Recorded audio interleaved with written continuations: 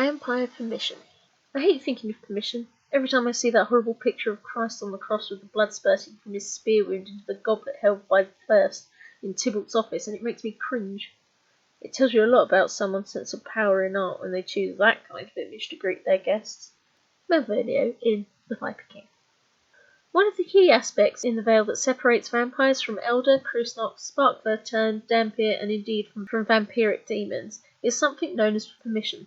It's been called in later days the curse or binding of vampire, as permission prevents them from truly doing what they feel is their right, and this is ruling over all man by drinking their blood and gaining power. Now, to explain permission, we need to discuss the original ways of the vampire, the mythology of permission, and then discuss the noble circle before briefly explaining those beings above that aren't affected, before I explain briefly where I've had the inspiration from. Let's start with the original vampire powers.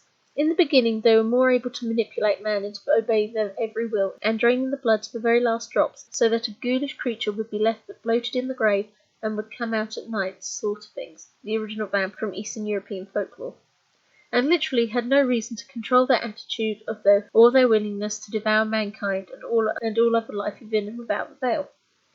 These powers meant that the sun alone would keep them from holding sway over large sections of land from the veil and subjugate beings like the werewolf shapeshifters and give the overlord attitude of their kind. The vampires were also able to breed with some very nasty demons, let alone attempt to drain the blood of the demons, which created the dreaded Krusnoks, a seeming mortal demon kept under the control of their vampire sire and fed their enemies, particularly other vampires which had never had a predator before, and this was during the time of the Roman Republic, and if it was not dealt with, it would have meant there would be no way to stop the vampires from taking over the innocent world beyond the veil, and history would not have been the same. But everything was changed when the most powerful of the vampires that had escaped the veil and was taking control of the nighttime world around Galilee encountered the situation surrounding Christ. Intrigued by his trial, like many of the veil, and even demons that witnessed the willingness of a human to die for other humans and not even complain, he was startled and followed the procession to Golgotha and witnessed various scenes that started him to think that humans were worse than the veil and did not deserve forgiveness. Therefore, the being later to be titled the first Vampire King approached the figure on the cross just as he was to be speared to speed up his death, and, as it was an easy time to collect blood that would go to waste, the being pulled out a goblet and caught the blood that sprayed from the wound, and then kept the goblet, and then put the goblet to it, using his abilities to charm to hide himself from being seen by the humans. However, when the king came eye to eye with the dying being that had an angel upon the cross and had already informed one of the criminals beside him that he would be forgiven, the pair had a brief discussion. The king queried why humanity deserved such a chance at redemption, and yet the beings of the veil did not when they had human blood within them.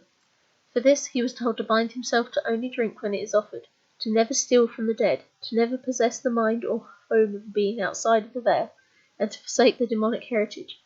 For this the blood was offered to him freely, and the king accepted. He drank, and then he departed, knowing the power of this being and its favour to the Almighty, and then he sought out his many lovers and the other kings of his kind. He was able to produce many heirs and encourage the other great clans to join him and make the pledge of permission and drink the remaining blood from the goblet. By binding themselves in permission, they could not gain strength from taking blood that was not offered, but they could use their natural charms to persuade it as long as they only took what was needed. They were encouraged not to kill unless they were starving, and if they had servants like ghouls and werewolves, to share the meat if they had to kill. They were not to step into another being's household without being granted it, unless another vampire. This meant they relied on servants to gain revenge, and on their ability to trade and charm the locals under their care, rather than to invade houses like a nightmare. They could not possess the mind of a human and control them, though they could suggest to him, and most importantly, were 3 new rules that had to be accepted. 1. They cannot drink the blood or take the meat from demons, or they would forever be cursed into a creature to be called a Krusnoks. 2. If they passed on the vampire gift, they must guide and raise the turned as their child and teach them permission. 3. They must no longer permit themselves to create the Strigoi beings, or indeed to kill for the sake of terrorizing, though this was a point later vampire counts did not always agree to. To bind themselves to this permission, the king cut his wrist and let his blood mingle with that he collected from Christ, and then beckoned the 100 great lords to add their blood.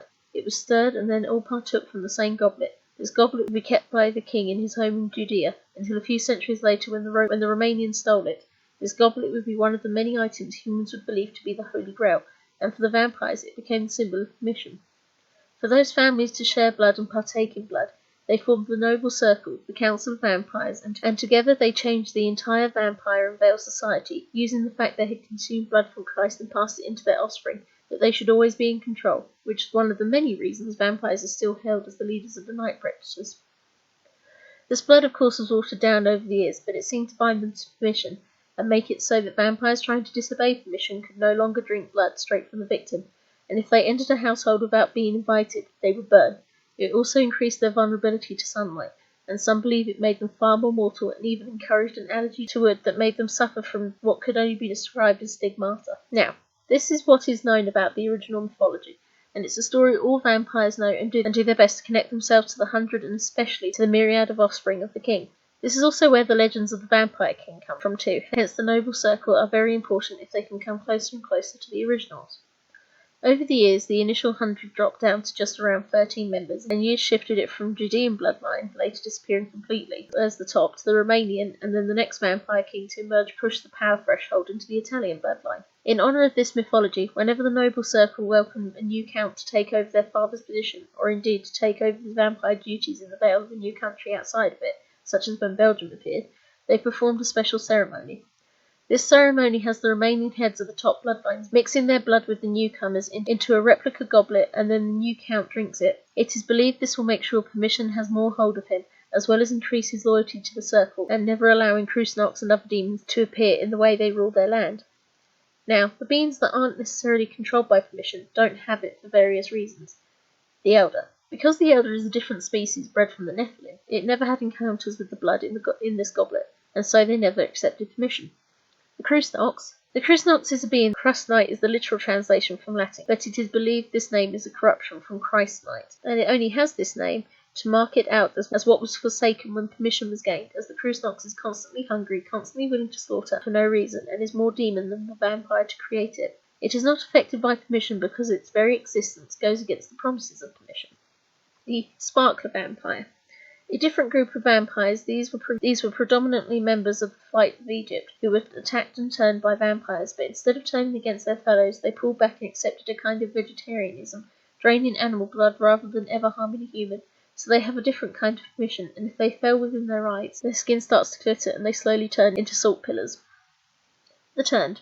Because they are created by vampires, they are considered to have the choice of following permission, as it is debatable how many turned are really made of their own free will, and not because they were dying and had no other choice but to impress their vampire sires most to keep permission. The Dhampir. Because they are half human, the Dhampir does not need as much blood as their vampire heritage, and often they choose to keep permission all the same because they are regularly rejected by vampire and normal Vale society, and so permission tends to decide whether they will be more human or more vampire. Vampiric demons. Simply put, they're demons under Lucifer's control and without the chance of redemption. As you can see, quite varied in their reasons. So where did my ideas for this aspect in my Vale mythology come from? Well, it can be blamed specifically upon my father constantly watching an old film when I was a kid called The Robe. Don't know it? The Robe is about a Roman tribune called Marcellus, who is sent to Judea, and when he turns up, he is in charge of the soldiers performing the crucifixion of Christ. Whilst gambling over the processions, Marcellus wins the robe Christ is wearing to be a constant reminder of it all. Marcellus then starts to feel the heavy guilt of the death of Christ and slowly goes a bit loopy, whilst his slave Demetrius, who'd met eyes with Jesus on Palm Sunday, had been compelled to follow him, stole the robe, and cursed Marcellus.